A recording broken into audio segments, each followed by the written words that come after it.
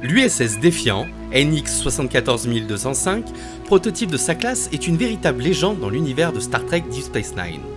Conçu pour le combat pur et dur, le Défiant s'est retrouvé en première ligne face aux Borg, contre l'Empire Klingon et au cœur de la guerre du Dominion. Diplomatie, sabotage, voyage temporel, bataille spatiale, ce petit vaisseau a tout connu. Commandé par le capitaine Sisko, puis par Worf, il fut détruit en 2375 à la seconde bataille de Shintoka, mais son héritage perdure à travers un nouveau Défiant. On explore ensemble les caractéristiques incroyables de ce vaisseau mythique dans ce nouveau journal de bord.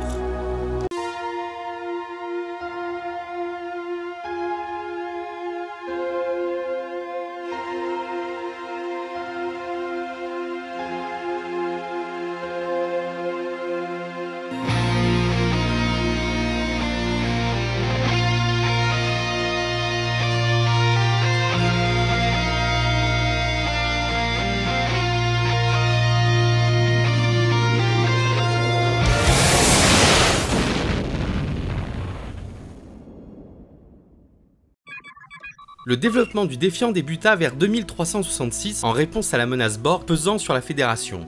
Après un premier contact hostile avec les Borg, Starfleet fit ce qu'elle n'avait pas fait depuis des décennies, mettre davantage l'accent sur son rôle essentiel dans la défense de la Fédération.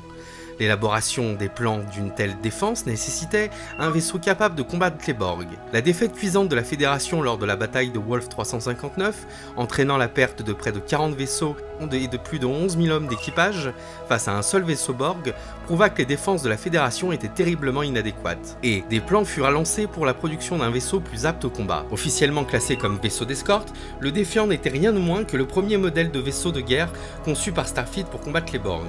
Ce vaisseau était doté d'un équipement minimal pour la recherche scientifique et n'était pas conçu pour accueillir des familles. Le Défiant n'a pas donné de bons résultats lors de ses premiers essais. Le vaisseau était surpuissant et surarmé pour un vaisseau de sa taille, à tel point qu'il faillit se désagréger lors des essais de moteurs à pleine puissance. Finalement, ces défauts de conception, combinés à une menace Borg de moins en moins oppressante, ont conduit Starfleet à abandonner le projet et à stocker le prototype. Après la destruction de l'USS Odyssey fin 2370, le commandant Benjamin Sisko, membre de l'équipe de conception du Défiant, demanda que le vaisseau soit retiré de son stockage et affecté à Deep Space Nine afin de contrer une nouvelle menace, le Dominion. Le vaisseau fut officiellement lancé en 2370 à la date stellaire 47538.5 depuis les chantiers navals d'Antares. Après un amendement spécial au traité d'Algéron, l'Empire stellaire romulien mit à disposition le sous-commandement Tyrul et l'un de ses dispositifs de camouflage pour l'aider dans sa mission, en échange de toute information recueillie sur le Dominion. Le chef des opérations de DS9, Miles O'Brien, a passé lui 2 semaines à réviser le champ d'intégrité structurelle du Défiant pour surmonter les défauts de conception du vaisseau. Les vaisseaux de classe Défiant possédaient 5 ponts, seulement 30 mètres de haut, et étaient d'une taille réduite, environ 170 mètres de long pour 134 mètres de large. Leur conception visait l'efficacité maximale en combat spatial, privilégiant la manœuvrabilité, la puissance de feu et une vitesse de pointe impressionnante pouvant atteindre Warp 9.98. L'USS Défiant, bien que très compact pour un vaisseau de guerre, peut accueillir entre 40 et 50 membres d'équipage selon les configurations de mission. Pensé comme une réponse directe à la menace Borg, ce vaisseau n'était pas prévu pour l'exploration au confort. L'intérieur du Défiant était spartiate, réduit à l'essentiel. Pas de quartiers luxueux, peu d'espaces sociaux, mais des systèmes d'armement avancés, un blindage renforcé et une propulsion performante. Il s'agissait là du vaisseau le plus orienté militaire jamais conçu par Starfleet à l'époque, rompu à des missions à haut risque, des patrouilles frontalières et des engagements tactiques intenses. Armure ablative. L'USS Défiant était équipé d'un blindage ablatif avancé, une technologie rare à l'époque conçue pour désintégrer ou vaporiser progressivement le feu de l'ennemi à la surface extérieure du vaisseau. Ce système permettait de dissiper l'énergie des armes à l'énergie dirigée, comme des phaseurs ou des rayons disrupteurs, avant qu'elles n'atteignent la coque principale, réduisant ainsi considérablement les dégâts subis en combat.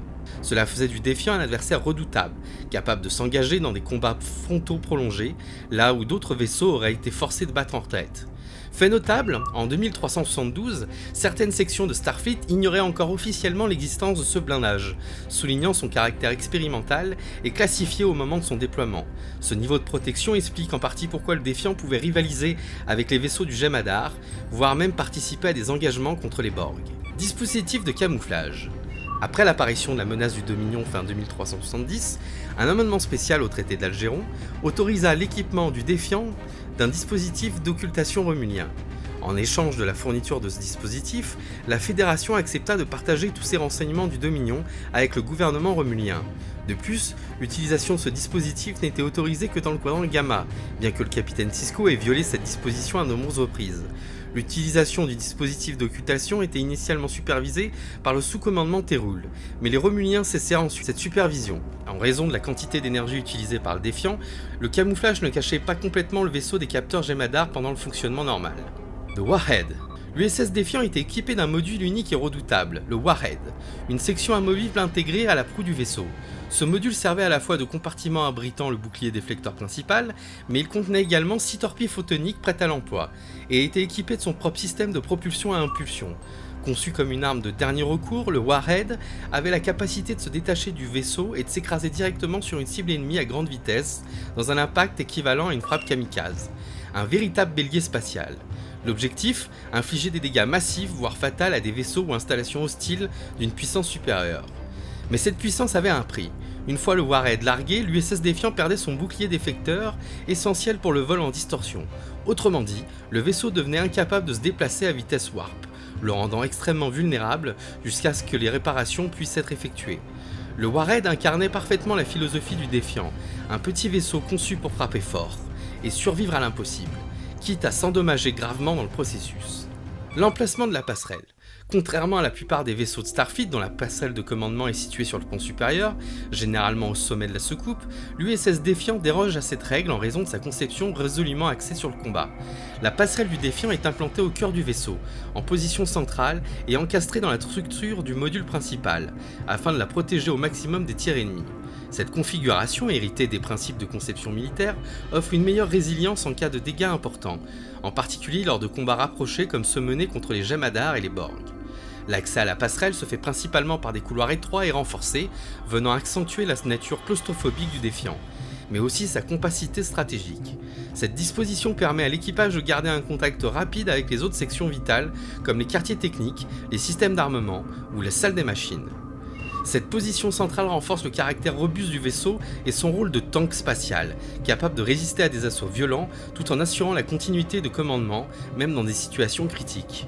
Autre info importante, le vaisseau avait tellement d'armes qu'il fallait 2 personnes sur 2 consoles différentes pour toutes les activer. Armement. Le Défiant est équipé de 4 puissants canons à impulsion phaser montés sur des tourelles orientables, capables de tirer en rafale à haute cadence. Ces armes constituent la principale force de frappe du vaisseau, lui permettant de tenir tête à des croiseurs bien plus imposants.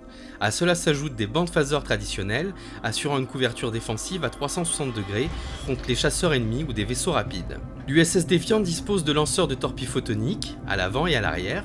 Il peut tirer des torpilles en slave et dispose d'une réserve embarquée importante, notamment pour des missions longues ou des engagements prolongés. Dans certaines missions, il est également configuré pour lancer des torpilles quantiques, une variante plus puissante et moins stable que la version photonique classique. Grâce à cet arsenal lourd, couplé à sa maniabilité et à son bouclier renforcé, le Défiant est redouté même par les Jem'Hadar, habitués aux batailles brutales et frontales. Ce petit vaisseau de guerre incarne à lui seul la volonté de Starfleet de défendre la Fédération à tout prix, y compris par la force. Escape Pod. Malgré sa petite taille et sa vocation de vaisseau de guerre, l'USS Défiant était équipé de 26 capsules de sauvetage, aussi appelées Escape Pod. Chacune de ces capsules peut contenir jusqu'à 6 membres d'équipage et a été conçue pour lui permettre la survie pendant plusieurs mois en autonomie dans l'espace ou sur une planète. Elles contiennent un système de recyclage d'air, des rations de survie, des dispositifs de signalisation ainsi que des moyens de communication d'urgence pour permettre un repérage rapide par les forces de Starfleet. Lors de la seconde bataille de Shintoka, ces capsules ont permis à l'équipage de quitter le Défiant en toute hâte avant sa destruction par les forces du Dominion et les Breen. Même en pleine guerre, Starfleet ne laisse personne derrière. Les navettes. Même si l'USS Défiant était un vaisseau compact conçu pour la guerre, il reste étonnamment bien équipé. Le vaisseau possède 3 petites soutes à navettes aménagées dans l'espace réduit de sa structure. Il peut transporter jusqu'à 4 navettes légères, non équipées de moteurs de distorsion, mais parfaitement adaptées pour des missions à courte portée, exploration, transport planétaire ou évacuation rapide. Ces navettes peuvent servir à débarquer des troupes, transporter du matériel ou mener des missions en atmosphère lorsqu'un atterrissage du vaisseau entier est impossible. Sur un vaisseau aussi tactique que le Défiant, chaque mètre cube est optimisé, et ces navettes montrent bien que même un vaisseau de guerre peut garder sa polyvalence. Les mines auto-réplicantes. L'USS Defiant a joué un rôle clé dans le déploiement des mines auto-réplicantes à l'entrée du trou de verre de Bajor en 2373, juste avant l'invasion de Deep Space Nine par le Dominion. Ces mines étaient d'une technologie de pointe capable de se reproduire de manière autonome une fois déployées, rendant toute tentative de désactivation ou de franchissement quasi impossible. Conçues pour empêcher le Dominion d'envoyer des renforts depuis le quadrant Gamma, ces mines représentaient une stratégie défensive inédite pour Starfleet. Leur efficacité fut telle qu'elles déclenchèrent la guerre du Dominion, tant leur présence contraria les plans d'expansion des fondateurs. Ils possèdent du Trilithium 2. L'USS Defiant est l'un des rares vaisseaux de Starfleet à avoir été équipé de Trilithium 2, une substance hautement instable et extrêmement puissante. Bien plus qu'un simple composant énergétique, le Trilithium est capable dans certaines configurations de déstabiliser les réactions nucléaires au cœur d'une étoile, menant potentiellement à son extinction ou à une explosion massive. Ce type de technologie avait été déjà au cœur de l'intrigue de Star Trek Génération, lorsque le Dr Soran tenta de détruire des étoiles pour manipuler la trajectoire du Nexus. Le Trilithium y était représenté comme une arme de destruction stellaire, si puissante qu'elle en devenait interdite par la Fédération. La présence de Trilithium 2 à bord du Defiant souligne à quel point ce vaisseau n'était pas un simple navire d'exploration, mais bien une plateforme de guerre avancée, prête à affronter les plus grandes menaces, y compris Borg et le Dominion. Atterrissage sur une planète. L'USS Defiant est un vaisseau capable d'atterrir. Tout comme l'USS Voyager, l'USS Defiant possède une particularité rare parmi les vaisseaux de Starfleet. Il est capable d'atterrir sur une planète. Conçu pour les opérations tactiques rapprochées, ce vaisseau de guerre compact et maniable peut se poser en surface pour déployer des équipes au sol, effectuer des missions spéciales ou procéder à des réparations dans les zones hostiles. Cette capacité, rarement utilisée à l'écran, s'inscrit dans la philosophie du Defiant, un vaisseau robuste, autonome et polyvalent, capable de répondre à des menaces directes, y compris en atmosphère. Communicateur holographique. L'USS Defiant était équipé d'un communicateur holographique. Parmi les technologies avancées embarquées à bord de l'USS Defiant, on trouve un système de communication holographique utilisé notamment dans les dernières saisons de Deep Space Nine. Ce dispositif permet de projeter en 3D un interlocuteur dans la salle de briefing, offrant une interaction bien plus immersive que les écrans classiques. Cette technologie, encore expérimentale à l'époque, est un signe des innovations que Starfleet introduit face aux menaces grandissantes comme le Dominion. Elle permet aux officiers supérieurs de mener des discussions stratégiques à distance, comme s'ils étaient dans la même pièce, améliorant coordination et efficacité. Le Defiant, bien qu'étroit et conçu pour le combat, restait à la pointe de la technologie, y compris pour ses systèmes de communication. Conçu dans l'urgence pour contrer les Borg, l'USS Defiant est rapidement devenu bien plus qu'un simple prototype de guerre. Il a incarné la résistance, la détermination et la résilience de Starfleet dans ses heures les plus sombres.